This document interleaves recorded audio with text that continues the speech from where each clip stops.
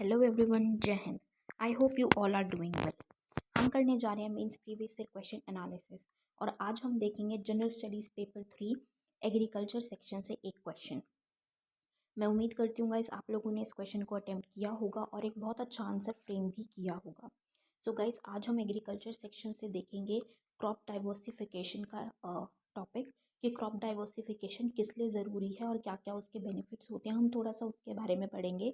तो गाइस जहाँ पे आप अपने क्रॉप से रिलेटेड या क्रॉप डाइवर्सिफिकेशन टॉपिक एक आप मेंशन कर दीजिएगा जहाँ पे आप इकोनॉमिक्स सेक्शन में आप एग्रीकल्चर का आपका टॉपिक ज़रूर आएगा।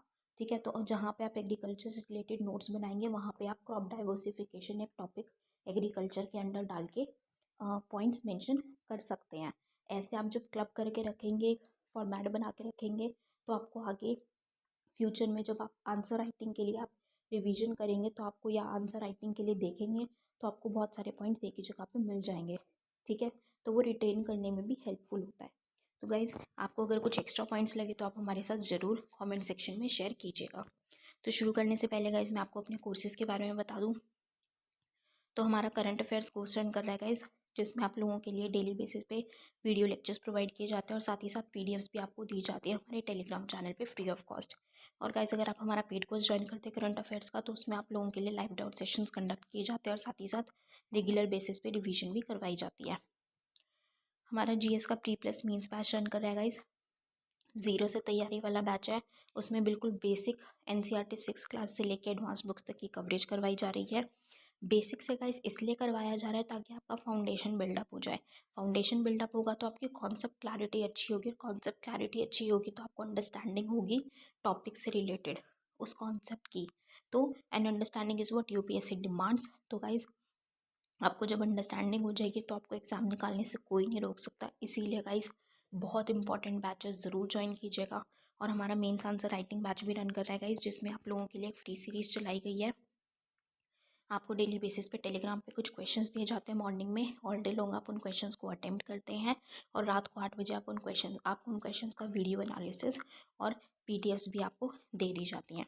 और हमारा मेंस आंसर राइटिंग का पेड बैच भी लॉन्च हो चुका है गाइस, जिसमें आपको 500 प्लस क्वेश्चंस की प्रैक्टिस कराई जाएगी। और प्रैक्टिस गाइस आपको स्टार्टिंग में बेसिक क्वेश्चन से करानी स्टार्ट करेंगे ताकि आप थोड़ा सा समझ जाए किस तरीके से किया जा आंसर राइटिंग की जाती है। धीरे धीरे आपको एडवांस लेवल तक लेके जाके बिल्कुल परफेक्ट बना दिया जाएगा, आपको मेंस रेडी कर दिया जाएगा। और हमारी एक्सपर्ट फैकल्टी है जो आपकी कॉपीज़ को इवैल्यूएट करेंगे और आपको इम्प्रूव करने में हेल्प करेंगे। और गाइज बेस्ट थिंग इस बैच की क्या है कि जो एक्सपर्ट फैकल्टी आपकी कॉपीज़ चेक करेंगे वो दोनों ही लैंग्वेजेस में आपकी कॉपीज़ की इवैल्यूएशन की जाएगी, इंग्लिश में भी और हिंदी में भी। तो दोनों ही मीडियम स्टूडेंट्स के लिए ये बैच बहुत अच्छा है, तो ज़रूर ज्वाइन कीजिएगा गाइज। ज्वाइन करने के लिए आप नीचे दिए गए नंबर 9713282838 पे कॉन्टैक्ट करके व्हाट्सएप टेलीग्राम के थ्रू आप कोर्सेज़ की डिटेल्स ले सकते हैं और कोर्सेज़ को एनरोल कर सकते हैं। तो चलिए गाइस अपना आज का सेशन शुरू करते हैं।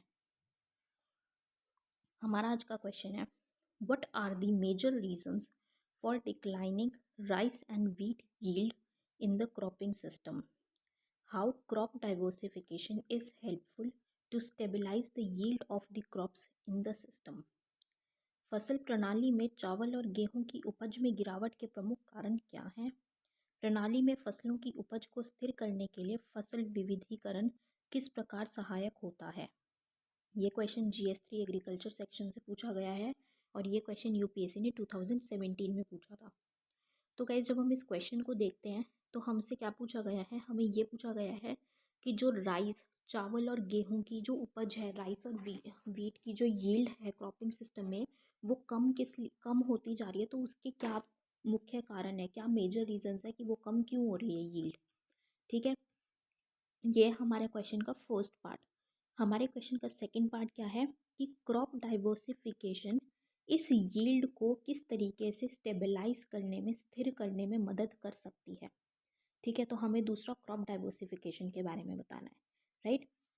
तो हम क्या करेंगे गाइज, हम थोड़ा सा राइस एंड व्हीट क्रॉपिंग के बारे में या उनकी यील्ड के बारे में थोड़ा सा अपने इंट्रोडक्शन में बताएंगे।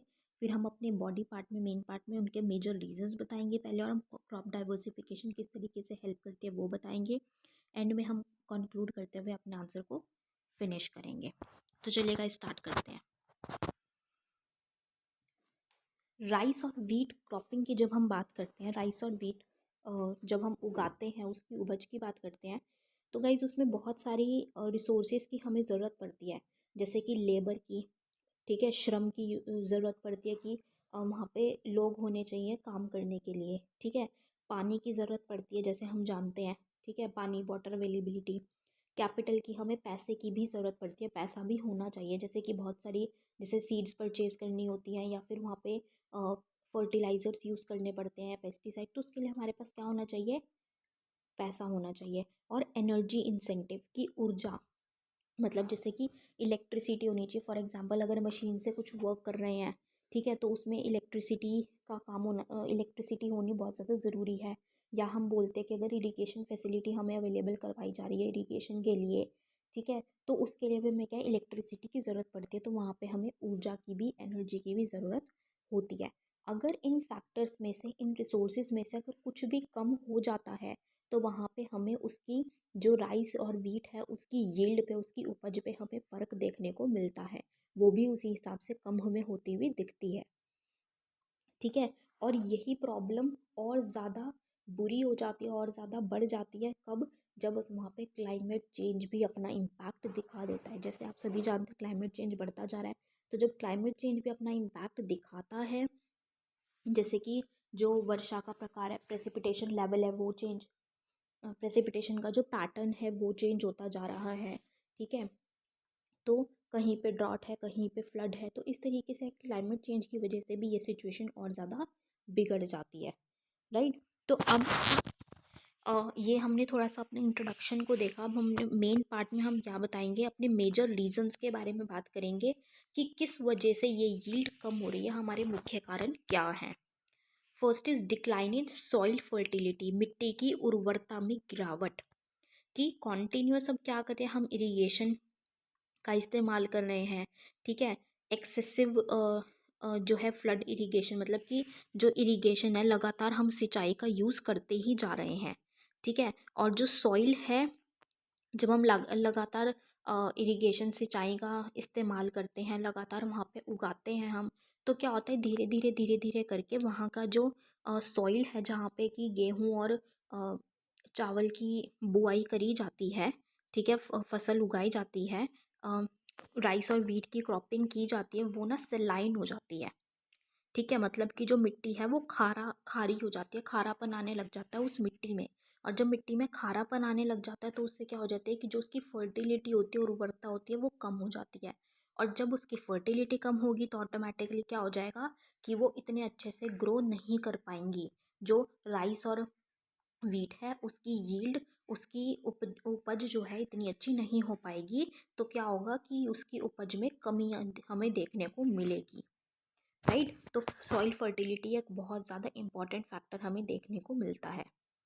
नेक्स्ट इज क्लाइमेट चेंज, जलवायु परिवर्तन। अभी हमने जैसे देखा कि क्लाइमेट चेंज, अभी हमने बात की थी, क्लाइमेट चेंज की वजह से भी यह प्रॉब्लम बहुत ज़्यादा बढ़ जाती है, गंभीर हो जाती है। कैसे कि क्लाइमेट चेंज जो वो नेगेटिव इम्पैक्ट डालती है मेजर कुछ मुख्य क्रॉप्स पे, जैसे कि हम बात करें, वीट है, गेहूँ है, राइस चावल या मेज़ है, ठीक है, मक्का है। तो ऐसी जो प्रमुख फसलें हैं, मुख्य क्रॉप्स हैं, मेजर क्रॉप्स, उन पे बहुत ज़्यादा इफ़ेक्ट डालती हैं। जैसे कि हम बात करें कि जो टेम्परेचर रेंज है, अब क्या हो रहा है कि क्लाइमेट चेंज हो रहा है, तो ग्लोबल वार्मिंग बढ़ रही है, टेम्परेचर क्या हो रहा है, टेम्परेचर बढ़ता जा रहा है। तो जो टेम्परेचर बढ़ रहा है, उसमें क्रॉप्स जो हैं वो अच्छे से सर्वाइव नहीं कर पाती, क्योंकि एक पर्टिकुलर टेम्परेचर उनको ज़रूरत होती है जिसमें वो क्रॉप्स उगती हैं। तो अगर वहाँ पे जो उनका टेम्परेचर उनको चाहिए होता है, उससे अगर टेम्परेचर ज़्यादा बढ़ जाता है, तो वो क्रॉप्स अफेक्ट होती हैं। या फिर हम प्रेसिपिटेशन, बारिश के बात करें अगर, तो जो प्रेसिपिटेशन लेवल है, अगर पैटर्न है वो चेंज हो जाता है। जैसे कि अगर किसी क्रॉप को जिस टाइम पे पानी की ज़रूरत है, उस टाइम पे उनको पानी नहीं मिलता। या फिर मान लीजिए जिस टाइम पे, चलिए, जिस टाइम पे पानी नहीं मिल रहा, उस टाइम पे हमने मान लीजिए इरिगेशन के थ्रू, सिंचाई के थ्रू उनको पानी दे दिया। लेकिन जिस टाइम पे उनको पानी की ज़रूरत नहीं है, उस टाइम पे अगर बारिश हो जाए बहुत ज़्यादा, तो क्या हो जाएंगी, फसलें ख़राब हो जाती हैं। और उस टाइम पे फिर क्या होता है, फार्मर्स सुसाइड भी करते हैं, हमें बहुत सारी दिक्कतें देखने को मिलती हैं, ठीक है। फूड की सिक्योरिटी पे हमारा क्वेश्चन मार्क आ जाता है। तो इस तरीके से उपज जो है वो कम हो जाती है क्योंकि फसलें ख़राब हो जाती हैं। तो क्लाइमेट चेंज भी एक बहुत बड़ा फैक्टर है जिसकी वजह से हमें ये यील्ड कम होती हुई देखने को मिलती है राइस और वीट की। Next point is increased input cost, बढ़ी हुई लागत। ठीक है, अब जो इनपुट कॉस्ट है वो बढ़ जाती है। इनपुट कॉस्ट बढ़ने से क्या हो जाता है कि फार्मर कई बार उनको इतना सक्षम नहीं होता किसान कि वो उनको परचेज कर पाए। जैसे कि high rate of infestation with weeds and pests. मतलब क्या होता है कि जो वीड्स होती है ना, जो ऐसे अनवांटेड प्लांट्स होते हैं, वीड्स क्या होते हैं बेसिकली अनवांटेड प्लांट्स होते हैं, या फिर पेस्ट ऐसे कोई कीड़े मकोड़े होते हैं जो कि हमें अपनी फसलों के लिए नहीं चाहिए होते, जो वहाँ पे हमारी फसलों को नुकसान कर सकते हैं। तो वहाँ पे वो हमें देखने को मिलते हैं वहाँ पे। ठीक है, उसके बाद जो ग्राउंड वाटर है हमारा वो भी कम होता जा रहा है। ठीक है, ग्राउंड वाटर ख़राब हो रहा है, वहाँ पे इतना ज़्यादा नहीं है। तो उससे क्या होती है कि ज़्यादा हमें कॉस्ट लगानी पड़ती है। जैसे कि पेस्ट अगर हैं तो हमें पेस्टिसाइड्स यूज़ करने पड़ते हैं, तो पेस्टिसाइड यूज़ करने के लिए अपनी वहाँ पे डालने के लिए हमें वो ख़रीदने भी पड़ेंगे। तो उसमें क्या है, ज़्यादा कॉस्ट लगती है। और कई बार नहीं, बहुत बार, मैक्सिमम ऑफ द टाइम्स जो किसान हैं, स्मॉल एंड मार्जिनल फार्मर्स की जो परसेंटेज है वो हमारी कंट्री में ज़्यादा है। ठीक है, जो छोटे किसान हैं तो उनके पास इतना पैसा नहीं होता कि वो जाके इनको परचेज़ करें। तो वहाँ पे हाई कॉस्ट होने की वजह से भी वो इतना ज़्यादा नहीं परचेज़ कर पाते, तो वो जो पेस्ट है वो क्रॉप को ख़राब कर देते हैं। जो कीड़े मकोड़े हैं ऐसे वो पेस्ट को ख़राब कर देते हैं। या जो वीड्स हैं वो आ जाती हैं वहाँ पे, तो वो क्या करती है, कंपटीशन करती हैं, चाहे वो न्यूट्रिएंट्स हैं उनके लिए, सनलाइट के लिए, एयर के लिए। तो क्या होता है, जो क्रॉप्स वहाँ की फसलें हैं हमारी प्रमुख, जैसे राइस है या वीट है, उनको प्रॉपर तरीके से वो न्यूट्रिएंट्स नहीं मिल पाते, तो जिसकी वजह से हमारी उपज हमें कम होती हुई दिख रही है। Next point is change in water availability, जल उपलब्धता में परिवर्तन। अब जैसे हम क्या बात कर रहे हैं कि पानी की कमी जैसे हमें देखने को मिलती है, ग्राउंड वाटर इतना ज़्यादा यूज़ हो चुका है कि ग्राउंड वाटर टेबल का जो लेवल है हमें वो भी कम होता हुआ दिख रहा है। ठीक है, तो जो वाटर रिसोर्सेज हैं वो कम हो रहे हैं। जो ज़मीन से लिया जाता है ग्राउंड वाटर रिसोर्सेज है, भूजल वो कम होता जा रहा है, जिसकी वजह से पानी की जो हमें अवेलेबिलिटी देखने को मिलती है, पानी की जो उपलब्धता है वो गिरती जा रही है। हमें दूसरे सोर्सेज का यूज़ करना पड़ता है। ठीक है, और पहले जैसे कि बारिश पे डिपेंडेंट रहते थे, तो अब बारिश पे भी डिपेंड नहीं रह सकते हैं। क्यों? क्लाइमेट चेंज की वजह से। वो कहते हैं ना कि कभी भी धोखा दे जाती है बारिश, जब चाहिए होती है तब आती नहीं है और जब नहीं चाहिए होती तब आ जाती है। तो वो क्या, क्लाइमेट चेंज की वजह से, तो उसकी वजह से जो वाटर की प्रॉब्लम हो रही है उससे भी जो क्रॉप्स की यील्ड है, फसलों की जो उपज है वो कम होती हुई दिख रही है हमें। तो क्या है, ये इस वजह से ये जो दिक्कतें हैं, इन दिक्कतों को देखते हुए हमें क्या समझ में आ रहा है कि ये जो रीजंस है, प्रमुख कारण है, ये जो प्रमुख कारण है इनको देखते हुए हमें ये समझ में आ रहा है कि ये बहुत ज़रूरी है कि हम ऑल्टरनेट क्रॉप्स पे ध्यान दें, अपना ध्यान ऑल्टरनेट क्रॉप्स पे लगाएं। फोकस हमारा ऑल्टरनेट क्रॉप्स पे हो, वैकल्पिक फसलों पे। कैसे? Crop diversification. ठीक है, फसल विविधीकरण। अब क्रॉप डाइवर्सिफिकेशन क्या होता है, जब हम एक जगह पे एक ही क्रॉप लगाते हैं। ठीक है, डोमिनेंट क्या होती है, एक ही क्रॉप होती है। ठीक है, तो हम एक ही क्रॉप लगाने की बजाय हम वहाँ पे एक से ज़्यादा क्रॉप, मल्टीपल क्रॉप्स लगाते हैं, नंबर ऑफ़ क्रॉप्स। जैसे 2 लगा दी या 3-4 क्रॉप्स लगा देते हैं, हम एक ही क्रॉप वहाँ पे नहीं उगाते, उसको हम क्रॉप डाइवर्सिफिकेशन कहते हैं। तो जो हमारा क्वेश्चन का सेकंड पार्ट था कि क्रॉप डाइवर्सिफिकेशन किस तरीके से हेल्प करेगा, तो हम वो बात करेंगे कि क्रॉप डाइवर्सिफिकेशन कैसे मदद करेगा, कैसे हेल्प करता है ये स्टेबिलिटी बनाने में, जो हमारी उपज है उसको स्थिर करने में किस तरीके से मदद करता है, यील्ड की स्टेबिलिटी में। So first point is maintaining soil fertility. जैसे हमने बात की थी किसमें, कि जो यील्ड कम हो रही है उसमें एक मेजर रीज़न क्या है कि सॉइल की फर्टिलिटी, जो मिट्टी की उर्वरता है वो कम होती जा रही है। तो यहाँ पे हमारी सॉइल फर्टिलिटी क्रॉप डाइवर्सिफिकेशन से मेंटेन हो जाती है। कैसे? कि हम उन जगहों पे सिर्फ वही फसलें उगाएं, वही क्रॉप्स ग्रो करें जो वहाँ के जो वातावरण है, क्लाइमेटिक जोन है, उसके लिए सूटेबल हो, हम वही क्रॉप्स ग्रो करें वहाँ पे, ये हिसाब देख के। तो अब उससे क्या होता है, जब हम उसका हिसाब देख के, जैसे मान लीजिए अगर कोई ऐसी स्टेट, ऐसी जगह है, ऐसा रीजन जहाँ पे बारिश बहुत कम आती है, और वहाँ पे अगर हम राइस ग्रो कर दे, राइस को आप लोग जानते हैं बहुत ज़्यादा पानी चाहिए होता है चावल को उगने के लिए। अगर हम वहाँ पे राइस को एक ऐसी जगह पे उगाए जहाँ पे पानी की बहुत कमी है, तो क्या वो वहाँ पे बढ़ पाएगी? क्या वो वहाँ पे स्टे कर पाएगी? फसल अच्छी होगी, उपज होगी? नहीं होगी। तो हमें क्या करना है, हमें ऐसी जगह पे लगाना है जहाँ हमें रिसोर्सेज अवेलेबल हैं, या जहाँ की क्लाइमेटिक कंडीशन के हिसाब से वो सूटेबल है क्रॉप, हमें वहाँ पे लगानी है। ताकि उससे क्या होगा कि सॉइल की फर्टिलिटी, जो मिट्टी की उर्वरता है, वो भी बनी रहेगी, क्योंकि ज़्यादा न्यूट्रिएंट्स का यूज़ नहीं होगा उसमें। ठीक है, और इरिगेशन की भी इतनी ज़्यादा रिक्वायरमेंट नहीं होगी।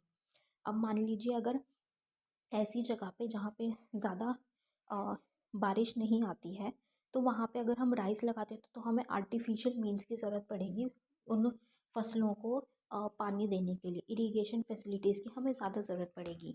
लेकिन अगर हम उन जगहों पे राइस ग्रो करेंगे जहाँ पे कि बारिश बहुत अच्छी आती है, वाटर अवेलेबिलिटी बहुत अच्छी है, तो वहाँ पे हमें इरिगेशन फैसिलिटीज़ की ज़रूरत नहीं पड़ेगी। ठीक है, तो इस तरीके से हमें हम सॉइल की फर्टिलिटी को मेंटेन कर सकते हैं, right. Next point is to arrest depletion of ground water. अब जब हम अगर डाइवर्सिफाई कर देंगे अपने क्रॉपिंग पैटर्न को, कि हम विविधीकरण कर देंगे, अलग अलग क्रॉप्स अगर हम लगाएंगे, तो हम क्या करेंगे कि हम ऐसी क्रॉप्स ऐसे कर सकते हैं कि एक क्रॉप हमने वो लगा दी जिसको पानी चाहिए एक ज़्यादा, एक क्रॉप हमने वो लगा दी जो ज़्यादा पानी यूज़ नहीं करती, तो उससे क्या हो जाता है, कॉम्पनसेट हो जाता है, हम वहाँ पे अच्छे से काम कर सकते हैं, दोनों ही फसलें हमारी अच्छे से उग पाएंगी, उपज अच्छी हो पाएगी। जैसे कि, या फिर हम क्या भी कर सकते हैं उसकी जगह पे, एक तो ये पॉइंट है कि हम एक अच्छी, जिसको पानी चाहिए, अगर वो वाटर अवेलेबिलिटी के ऊपर बात है, और अगर मान लीजिए हमारे पास पानी की बहुत कमी है, ठीक है, अब हम वहाँ पे राइस तो लगा नहीं सकते, पानी की कमी है, तो चावल को तो उगा नहीं सकते।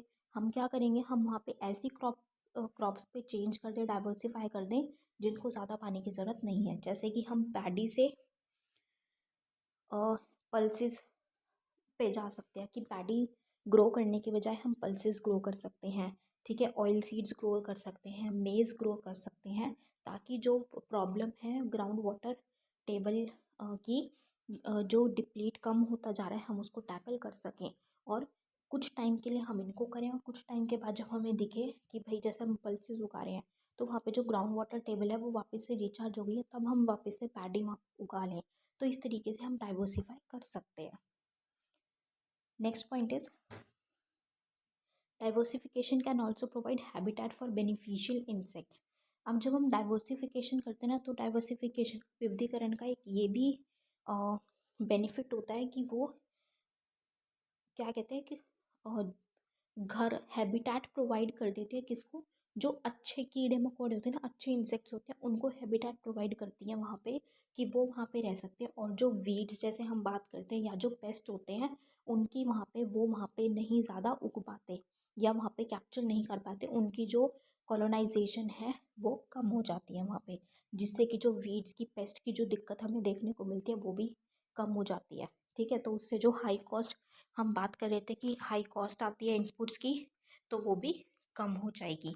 तो इस तरीके से डाइवर्सिफिकेशन हेल्प करता है। और दूसरी चीज़, जो बेनिफिशियल इंसेक्ट्स को वहाँ पे बेनिफिशियल इंसेक्ट्स को हैबिटेट मिलेगा, उससे क्या होगा कि जो वो बेनिफिशियल इंसेक्ट्स है वो हमारी फसलों को अच्छा बनाने में मदद करेगी, क्योंकि बेनिफिशियल है वो अच्छी है हमारी फसलों के लिए, इन वन वे और दी अदर, तो वो भी फार्मर्स को हेल्प करेंगी, राइट। तो ये गाइस हमने किसकी बात करी, हमने क्रॉप डाइवर्सिफिकेशन की बात करी, कि क्रॉप डाइवर्सिफिकेशन किस तरीके से मदद करती है। अब एंड में हम कंक्लूड करते हुए बताएंगे कि भारत सरकार ने गवर्नमेंट ऑफ इंडिया ने एक क्रॉप डाइवर्सिफिकेशन स्कीम लॉन्च की थी, जिसमें in the original green revolution, जो ग्रीन रेवोल्यूशन लाया गया था, उसमें वहाँ पे उन्होंने कुछ एरियाज में ही वो पहले शुरू की थी, जैसे कि पंजाब, हरियाणा और वेस्टर्न यूपी में, वेस्टर्न उत्तर प्रदेश में।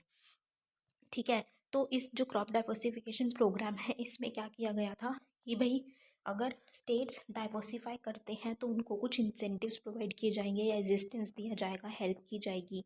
ठीक है, कि वो ताकि वो ऑल्टरनेट क्रॉप्स लगा लें। ठीक है, और जो भी दिक्कतें हैं, जैसे कि ग्राउंड वाटर टेबल की प्रॉब्लम है, उसको चेक किया जा सके, उसको सॉल्व किया जा सके। ठीक है, वाटर सेविंग टेक्नोलॉजीज़ को प्रमोट करें कि ज़्यादा से ज़्यादा वाटर सेविंग टेक्नोलॉजी का इस्तेमाल किया जाए।